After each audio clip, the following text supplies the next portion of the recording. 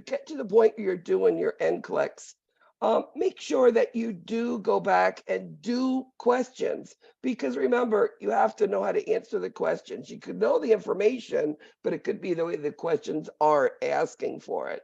So always practicing. I've heard students that really struggled, and they tell me the difference is and how they did well was by just doing extra questions all the time. And I know that's hard with, how many courses you're taking. I get it, you're busy, but extra questions do help. So I went through and I found questions on and all over the place on what I've been told is questions related to the HESI, okay? Now, as I said, I'm going to be doing next week one that I have gone to the actual, we do this, what we call a gap analysis, and it looks at the questions and topics, the concepts. And I know what the concepts are. As I said, I don't know the questions. I've never seen a HESI. We never see it. All we know is the concepts, what areas will be covered, okay?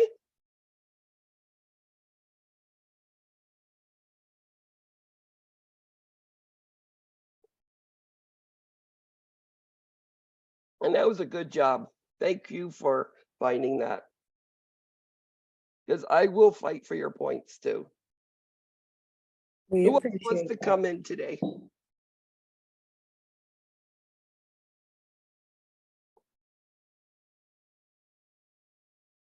Anybody else coming?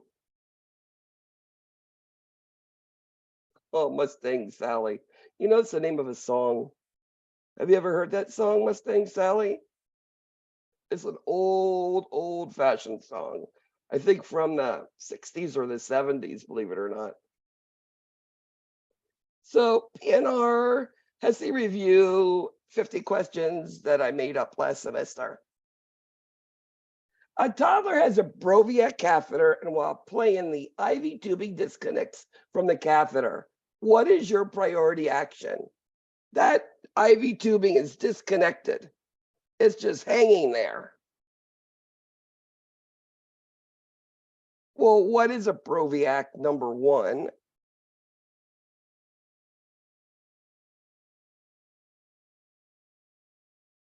So a Broviac catheter is a central line. It goes in the chest like a subclavian line, and it goes right into the heart. So if it disconnects, what's going to happen? Most likely blood's going to start to spew. Also, what's going to happen is it's going to be open to air, and the chances of infection are great. So clamp it immediately, and then we need to call the doctor. Most likely, he's going to give a dose or two of antibiotics to prevent infection on it, okay? But anything disconnects, clamp it right away so that we don't have the blood coming out. The younger the kid, the more blood that comes out could be very dangerous. So an infant had just had cleft lip surgery. What should you minimize? How can you minimize crying during that post-operative recovery? Why don't you want them crying? They had that lip repaired. Remember, it's a real plastic closure, and they have to approximate the edges of the lip, and they need to get it together so that child can put the lips around a bottle or a pacifier. So we don't want that kid crying. So this would be a child that you would, quote, spoil. They cry, they start to whimper, pick them up immediately and bounce them because you don't want that stress on that suture line. Very good. A child with a central line for treatment for ALL, acute lymphocytic leukemia, now has a fever of 103. What intervention is most important? You have a child with leukemia. Remember, leukemia is no white blood cells, right? What do white blood cells do? They fight infection, right? So we need to find out what's going on. And we're going to be doing cultures. Many times they get infections from the central lines, because somebody didn't use good aseptic technique while entering or changing tubing. So get those cultures, and we're going to find out what that bacteria could be causing that. And of course, start antibiotics. A child is scheduled for a reduction of an intussusception, and all of a sudden they pass a soft brown stool. What are you going to do? Well, what's intussusception? It's when the intestines do like a little telescope, periscope. They suck into each other. And usually you'll see like that current jelly, bloody discharge with it. But if they're passing a stool, that means it's opened and it's working, right? So they're not going to need surgery or that reduction, because all of a sudden, and it's not uncommon to have a child screaming in pain with this, and then all of a sudden the pain stops. And then we know it has, come apart. So you call the doctor and let them know, because they're not going to have to do a procedure. A multi. What foods are appropriate to introduce to an infant after they're 6 months old?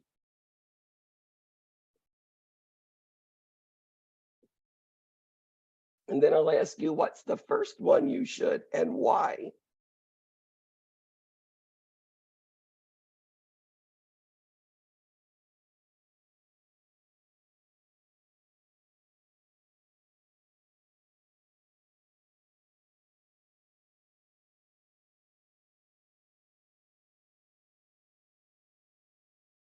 So we are going to start number one, rice cereal, right? It has less chances of having allergies to it. So that'll be number one. And then we're going to pureed fruits and strained vegetables. Whole milk is not started till 1 year old. And they need that fat because they need it for their central nervous system. Fruit juices are just empty calories. They would prefer pureed fruit. And I don't know how a 6-month-old's going to have sliced beef when you cut up in tiny little pieces. No, that's a little bit too much. A mother says that her child with spina bifida sneezes and get a rash when playing with balloons. What sort of allergy could that be?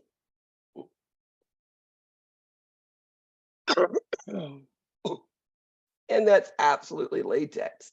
Any child, like spina bifida, your spinal cord and meninges are born on the outside of the body, and they have to put it back in.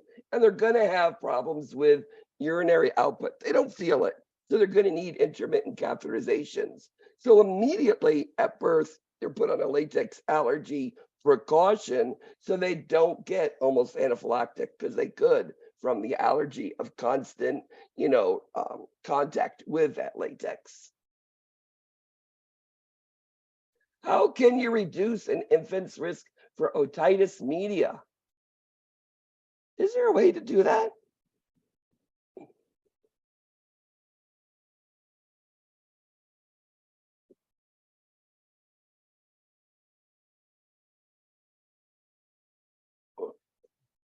Well, one of the things, the eustachian tubes are in the back of the throat.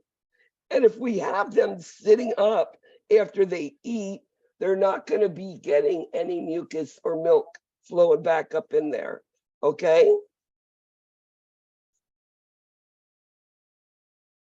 You want to say hello? Here, say hello. Say hello. Oh, hi. That's my little grandson. Oh, he is so cute. Yes. He's an adorable little kid. How old is he? About 4 or 5? No, he's 6.5. He's a peanut. Oh my goodness. Smart as a whip, and the love of my life. And he wants to go to Nana camp for summer camp, which is great. No, he's always over here with me. I love him. All right, so eustachian tubes are in the back of the throat.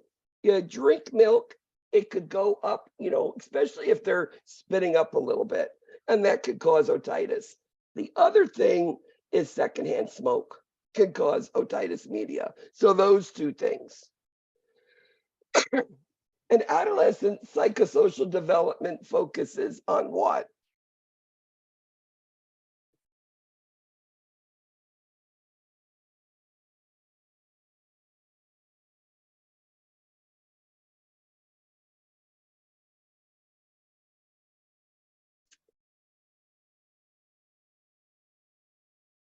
Remember, adolescence is all about body image, identity. Remember, they're worried about what they look like and what people think, and they want to fit in. And that's the most important thing. So it's all about identity. And again, that's Erickson.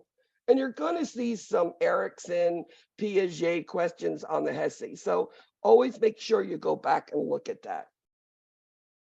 A 10-year-old with an acute phase of rheumatic fever, what activity is appropriate for the nurse to schedule for the plan of care? Rheumatic fever, a 10-year-old.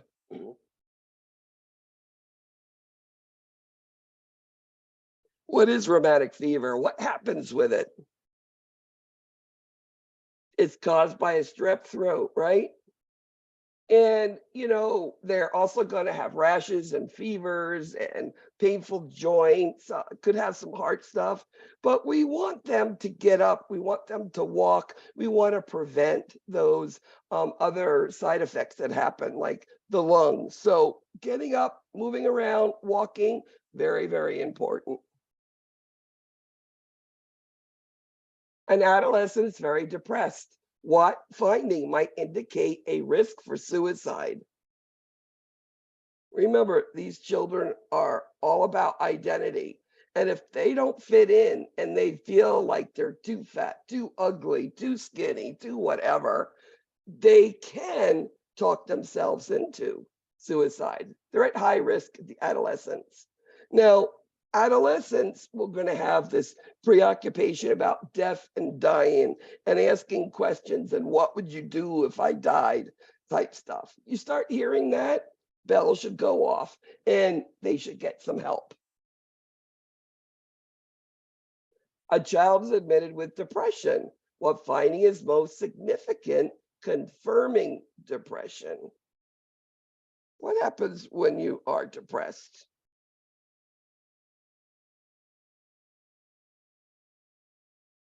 You tend to isolate, you tend to be really sad, right? And you go into yourself, and it's hard to even express what's going on to other people, but you do see that sadness. Why would you mix an iron supplement with orange juice to deliver the dose? Why not milk?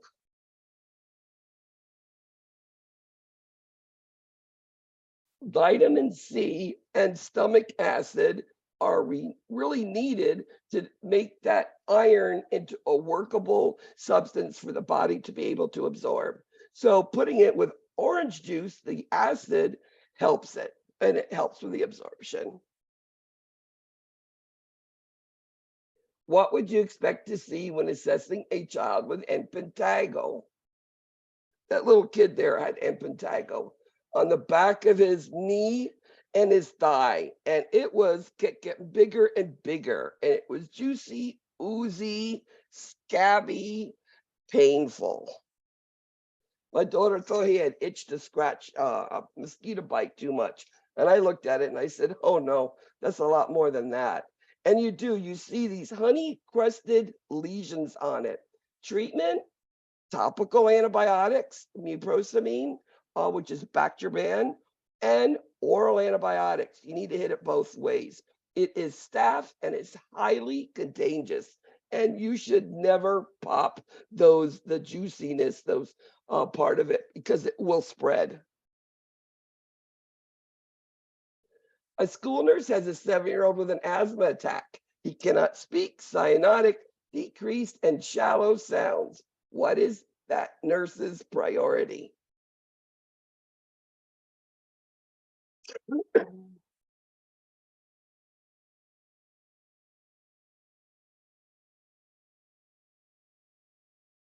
I mean, the kid is already cyanotic and barely breathing, right? You need to be prepared to ventilate. Does that make sense to you? You put him on a pulse oximetry, you already can visualize he's purple. He's cyanotic.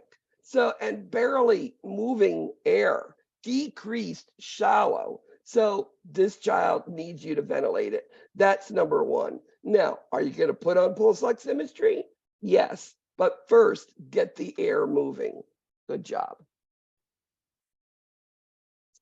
If it develops arm leg movements before fine motor finger movements, this is an example of what pattern of development?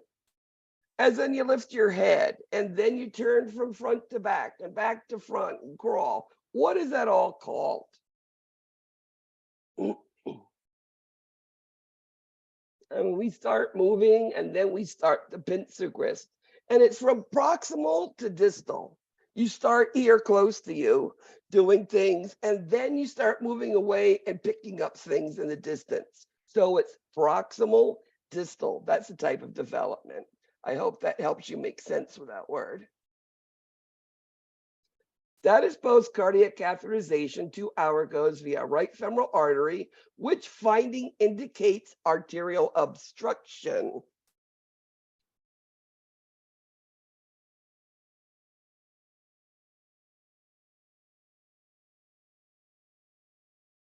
Blood flow's not moving, in another word. And what you're going to see is visually, you're going to see all of a sudden this pink foot is going to get pale. And then, of course, if you feel it, it's going to be cold, and you're going to see probably, and it says obstruction. If it's a complete obstruction, no pulses, or an extremely less than. So the right foot is going to have decreased pulses. A toddler with a spica cast from a motor vehicle accident wants a boy, a toy. What is the most appropriate? He wants a boy, you don't know. A toy, maybe a toy boy or a boy toy. He wants to play with Barbie and Ken. Maybe it's a girl.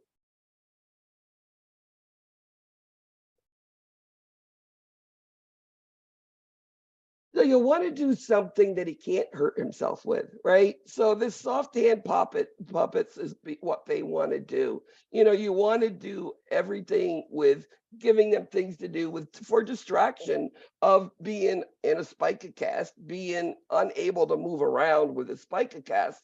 So you give him puppets and things to play with, soft, close to him. Dolls can get hard and stick, and they could, if he's turning, it could leave him in the bed, could cause problems. And that's why not the other stuff. Squeaky Duck is too young. An infant with a tetralogy of Fallot suddenly goes cyanotic, hypernipic, and priority action.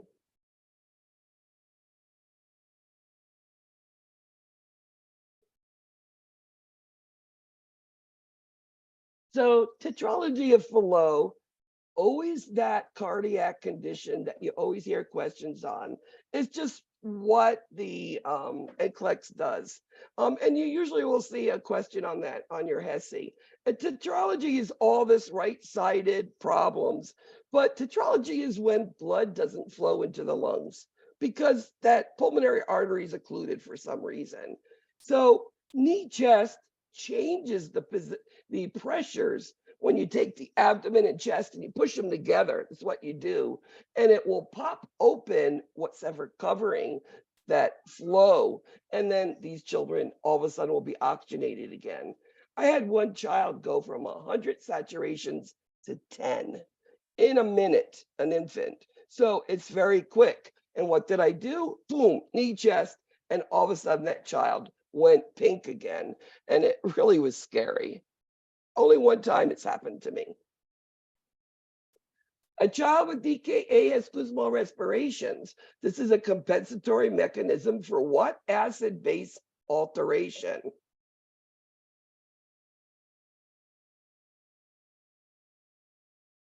So Kussmaul respirations are deep, they're long, it lasts a long time, and it basically causes an alkaline state because this child is in an acidotic state. When you have a high glucose, high ketones, your blood gases go way down and become acidotic. So your body says, hey, let me try to help here. So the breathing slows down to try to compensate for the acidosis. It becomes breathing that's actually respiratory alkalosis. So it's trying to change it. And that's what that acid base is all about. A child's admitted with persistent vomiting and an NG tube is inserted. What findings should be reported to the healthcare provider? An NG tube does what? You don't vomit anymore because the NG tube removes all of this fluid, all of these, whatever it is. And when you're removing fluid out of a body, you're always going to pull electrolytes away. Like if you urinate too much, you vomit too much, diarrhea too much, one of our concerns is always the potassium. So potassium at 3.1 is too low. What could happen? Cardiac dysrhythmias, leg cramping, right? Which foods are appropriate for a child with celiac disease?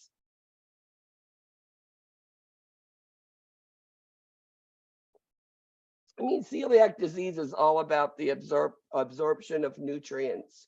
And with celiac disease, if they eat gluten food, it causes severe pain, and it's going to cause, even more of that malodorous diarrhea because they don't even absorb fat. So on this child, wheat, rye, barley, and oats, which is all of like your flours, cookies and breaded stuff and bread and muffins and cakes, they can't eat unless it's made from a flour that's not one of those four. Now, corn, vegetables, dairy, all of that stuff is good, but you have to be really careful with crackers or those sort of things. Even chicken nuggets have the breading on them. Macaroni and cheese, of course, it's a noodle. It's all gluten. So a mom hides a toy under an infant's blanket, and the infant looks for the toy. What is that called?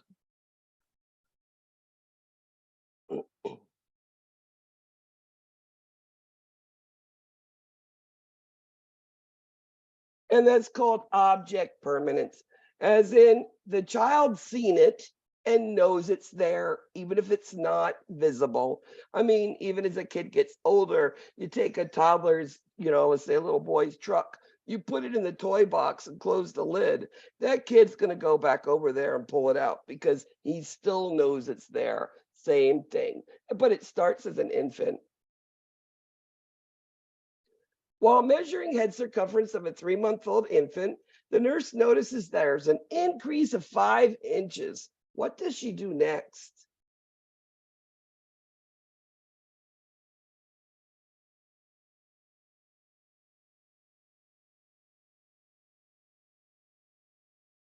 We're going to look for that fontanelle. I mean, it's a 3-month-old. They still have their fontanelle sitting there. And if it's big and up and round when they're quiet, we know there's something like hydrocephalus happening. And then, of course, they're going to need something done, most likely a ventricular peritoneal shunt, right? It's a tube that goes from the brain and the ventricle behind the ear, down the front of them, and into the belly. So ventricular peritoneal, and it just slowly drips out the fluid to prevent those hydrocephalus. Because if it keeps going, that child's brain's going to get damaged because there's no space in there. A 3-month-old with GERD has lost weight from the last appointment. How can you increase calories and decrease vomiting?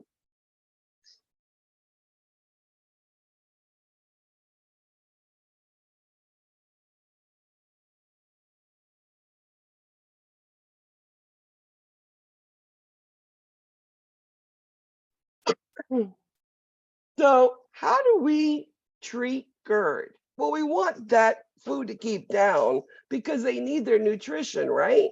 Now, small feedings is not necessarily going to stop that little bit of spit up. But what does stop it is to thicken it.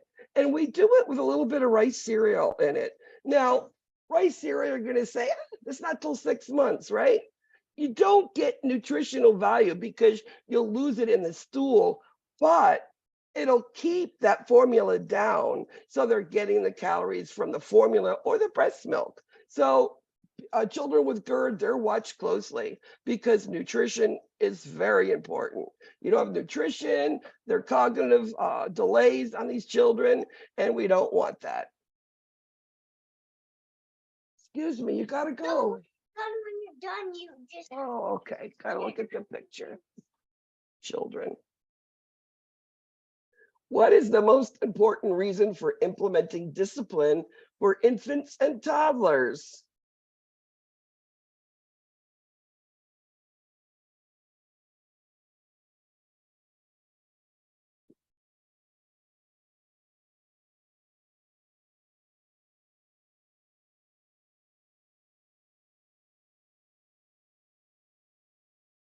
So children need to know right and wrong and what's expected of them, just like they need to be on a schedule because it makes them feel secure. It decreases the stress when they're on those schedules. It's the same thing with discipline, knowing that right and wrong, and it makes them feel secure. They know they're doing right.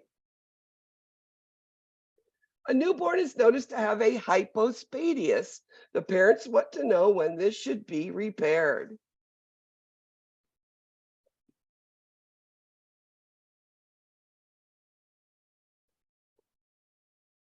So hypospadias is when the urethra doesn't come out the tip of the penis in a male.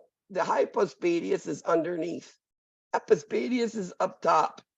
And usually they take the foreskin. So this child cannot be circumcised. This might be an issue in some faiths, like the Jewish faith. They want to, do their brisk, right? Well, they can't. They need that foreskin to do that surgical plastic repair on it. And we'd like to get it done before potty training so that the pee goes down the right way, not squirting out the side, right? Can you imagine a little boy trying to pee in the toilet and it's squirting out the side or the bottom or up top? So yes, we want it done before they're potty trained. Makes sense. What would be the drink of choice for a child with sickle cell disease on a hot summer day? Remember, sickle cell disease is all about the blood and those sickle-shaped cells unable to pass through the vessels and they get clogged. And the first treatment we do is give fluid to dilate those vessels to keep the blood flowing, preventing sickle cell attacks, right? So actually lemonade is the best thing to give this child. A milkshake, it's not really giving that fluid. Diet, anything we shouldn't. And iced tea actually makes you urinate. We need them to hold the fluid, keep the vessels big to prevent sickle cell crisis, okay? So good old lemonade. Is it the lemon? No, it's just the best choice here. A multi. A child with diarrhea is lethargic. What assessment findings would be consistent with dehydration?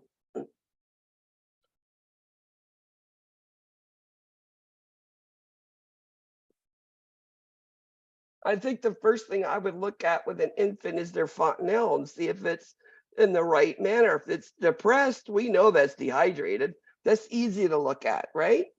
But what else would we look at? Heart rate up, blood pressure down, prolonged capillary refill, decreased urine output. An infant crying, no tears is another one, and that depressed fontanelle. Very good. Chinese child just finished treatment for pneumonia. And you notice these round bruise-like blemishes on the chest. What do you do about that? Like, what is that all about?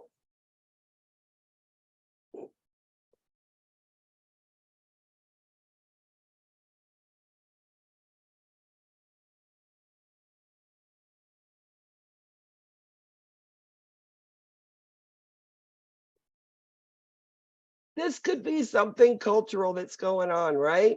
This could be all about they're doing something to help them.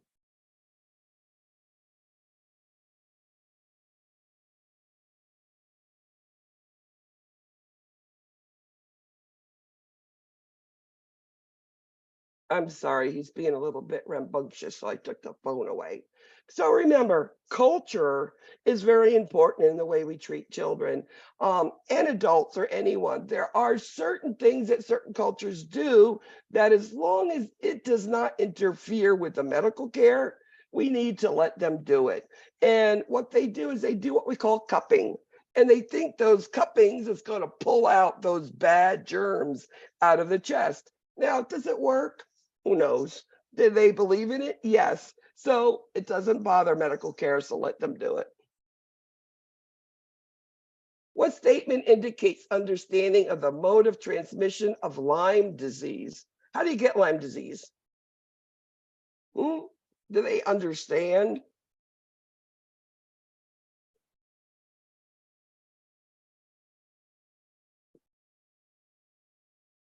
I've seen a couple of cases of Lyme disease where it was very, very difficult to diagnose, especially here in Florida.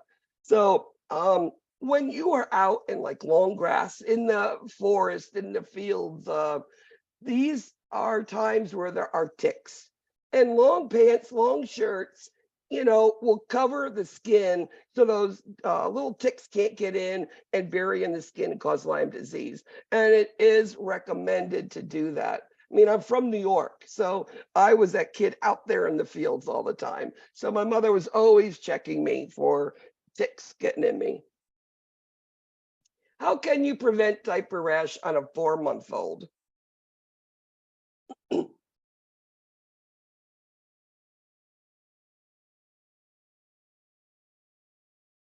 Can you prevent diaper rash?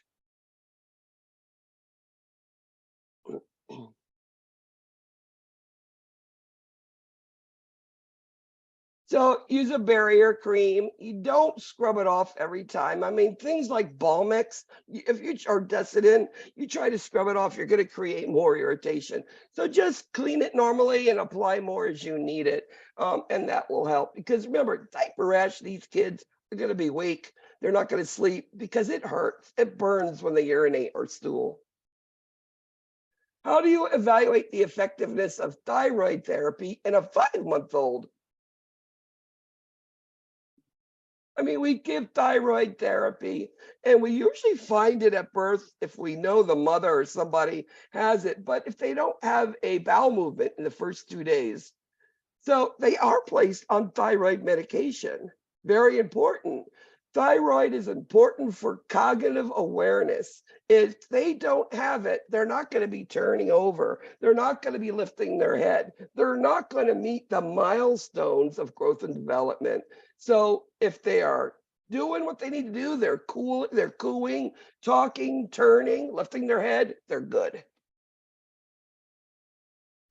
A 3-year-old with congenital heart disease pulses get lower and slower over several hours. What else needs to be reported immediately? So the pulse is going down. What else are you going to check for? What are you going to look at? 3-year-old. And that's that blood pressure. The urine output is perfect. Respiratory rate is perfect. O2 sats just need to be above 90, right? But blood pressure 70/40 is too low. The cardiac output isn't good. That needs to be reported. A toddler needs a lumbar puncture for possible meningitis. What teaching should the nurse provide? I mean, just think about a lumbar puncture and how it has to be done and how a toddler ages 1 to 3, might be scared about that, right? So you're going to tell them they're going to lie on their side, right? I've helped with many, many lumbar punctures, especially younger kids. And I would just say, I'm going to give you a big hug. And I hold them between their head and then their knees. And I said, the doctor's going to touch your back. And I just want you to give me a nice big hug. And as soon as it's done, I'm going to give you a kiss right on your cheek. And they're like, okay. And then, of course, distract them. And these kids do well, just by saying it's a hug. And they're going to be touching because it really is not that painful. Parents want to have more children after their son was diagnosed with Duchenne muscular dystrophy. How would you reply with that?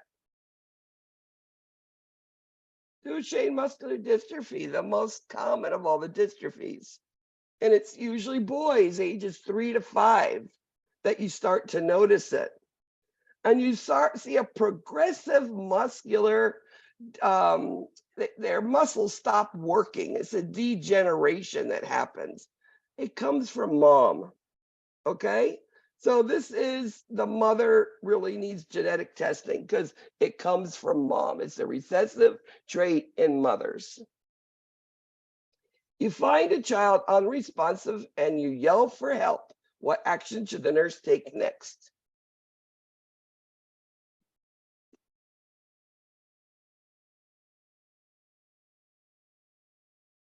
This is basically CPR, right?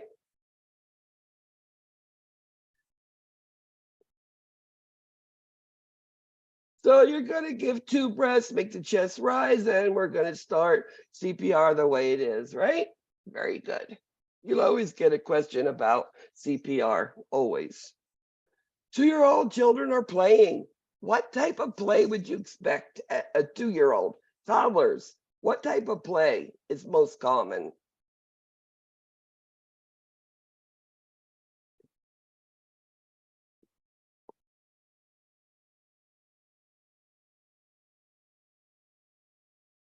It's parallel play for toddlers. It's associative later on, and cooperative play, therapeutic is in the hospital. But toddlers, always, they play next to each other. They're playing, but not together. They might have the same toys or not, but they're next to each other. An adolescent with type 1 diabetes checks his blood sugar before bed, and at 60, he ate 4 hours earlier. What do you do? Close the door. No. Close the door.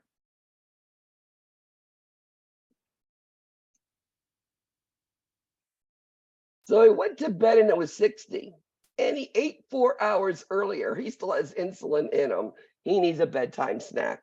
And the peanut butter is that protein that will last. The graham crackers, the milk, give him the sugar for now, but that protein is what will keep him till the morning. A 4-year-old with an NG tube says, I'm going to throw up. What should you do? I'm going to ask you, should they be throwing up if they have an NG tube? What does an NG tube do? What's it supposed to do?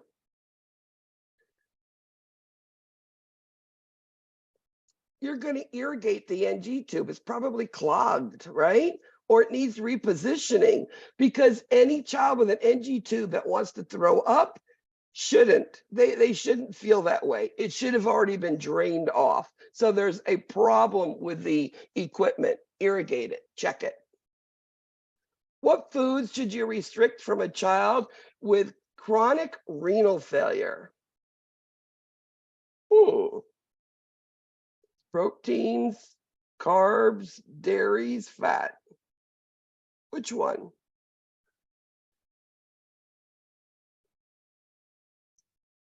And it's the protein. You have to be careful with protein with chronic renal failure.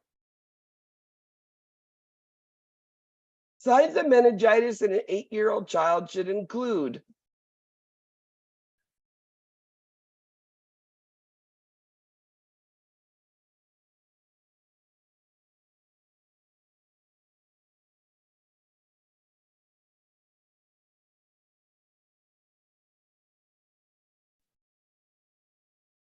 so it's the Koenig sign, right?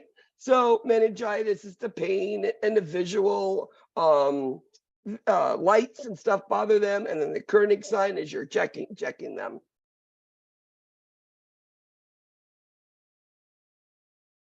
A child received an irreversible head injury after struck by a truck. Who should approach the family for organ donation? I think this is the hardest thing to do with children. Because, you know, children are, and they have absolutely no brain waves at all. And they have all of these organs that are good, and there's so many kids who need them. It's really the most difficult thing, and I've been involved with it before, working as a trauma nurse in the ER. but the transplant coordinator comes and talks to them about what they would do and what they will be, what they would give to another child.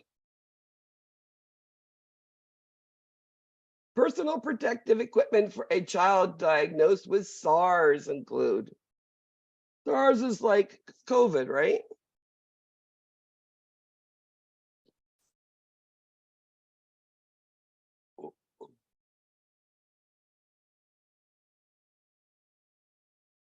Everything. You want to protect because it's droplet and everything. So cover yourself completely. What finding would you see with a child with celiac disease? So remember, celiac disease, they have an inability to digest fat, and they have these malodorous stools, right? And children still, they have fat in their diet. What does fat that's undigested in the body do? It causes gas, and of course the belly's going to get big. So does that make sense to you now? A 3-month-old infant just had a cleft lip repair. To prevent trauma, the nurse should do what?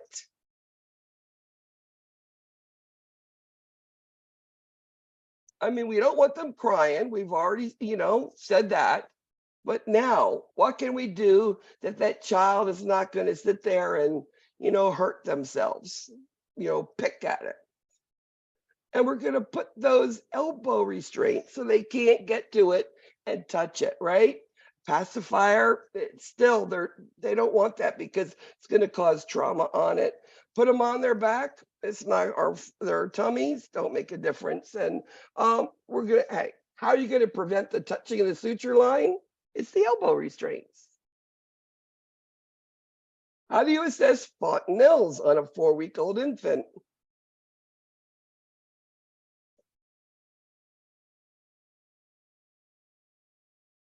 How do you know if they're flat or if they're bulging? What position will give you the most accurate? And that's just having them sit. They'll be in one of those little chairs, sitting quiet, sitting there. Fontanelles flat, you're good. Concave, we know it's dehydrated, and rounded, tense, we know there's something like a hydrocephalus going on.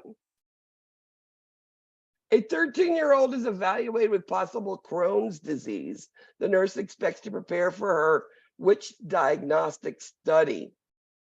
Crohn's disease is what? It's part of your irritable bowel syndrome. It's this mouth to anus, and Crohn's is, or ulcerative colitis is the segments of the bowel that gets inflamed. So definitely it's a colonoscopy, and they do a biopsy to see that inflammation and what's going on. What complication of carbamazepine or Tegretol is prevented by weekly blood tests? What does Tegretol can do to the body? I ask you, do you want a weekly test to check for meningitis? That would be a spinal tap, right? So it is actually what we're looking for is to see if the body's CBC is still producing the red blood cells and white blood cells that it needs. So they'll be just doing a CBC. What signs and symptoms should the nurse, parents of a child with congestive heart failure report to the doctor? Child's heart is weak and they have a history of fluid filling up in the lungs, congestive heart failure. What shows you it's getting worse? And that's that weight gain. Excellent. Good job. Last question. A multi. What instructions should the nurse reinforce to parents of a child with an application of a cast for fractures of the right ulna?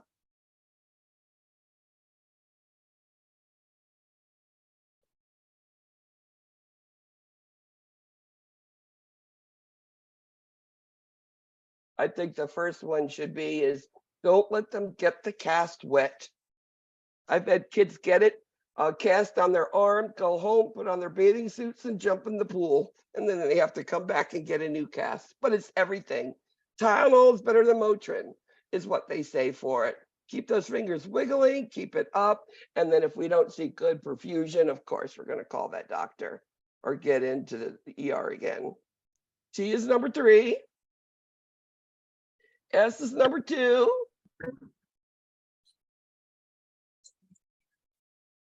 M is number 1. We have a lot of initials. And Mustang, Sally, and Shabria. Good job, guys. All right. I'll be seeing you all next week. You'll be getting those results from your exams shortly. I'm going to post them as soon as I can. And I'll see you next week. I had a question real quick, Miss. Sure. Let me know. We were told that if you found a patient